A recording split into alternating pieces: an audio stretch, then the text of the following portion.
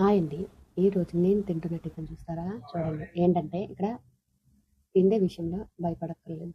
కన్ఫర్మ్‌గా మనకు నచ్చిన తిండే ఉంటది. ఇక్కడ రోజుకో టిఫిన్ ఉంటది. ఇడ్లీ, దోస. మలయాళీస్ అయితే అప్పం, ఇడియప్పం, పుట్టు అన్నీ ఉంటాయి. తెలుగోళ్ళ ఇంట్లో అయితే ఇడ్లీ, దోస, పూరి అలాగ ఉంటాయి.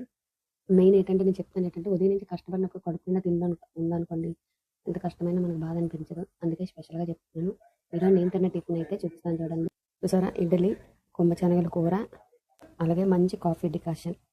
అంటే కాఫీ డికాషనే తాగాలి, టీ తాగకూడదని ఏం లేదు. టీ తాగొచ్చు. అండ్ పాలు కూడా ఉంటాయి ఇక్కడ టీ తాగడానికి. కానీ ఇవి కొంచెం కఫంగా ఉంటాయి. నేను ఆల్రెడీ తాగాను. గుండెకంతా కఫంలాగా అనిపిస్తుందని చెప్పి టీ మానేశాను. ఓన్లీ కాఫీ డికాషనే తాగుతున్నాను. అందుకే భయపడొద్దు. టిఫిన్‌కి, తిండికి ఏ లోటు ఉండదు ఈ సింగపూర్ దేశంలో. ఎందుకంటే మనకు 6 నెలలకి మెడికల్ ఉంటది. మన వెయిట్ లాస్ ఏమైనా తగ్గినా సరే ఇది డైరెక్ట్‌గా ఎంఎం ఆఫీస్‌కి వెళ్తది. మనం చేసే ప్రతి మెడికల్.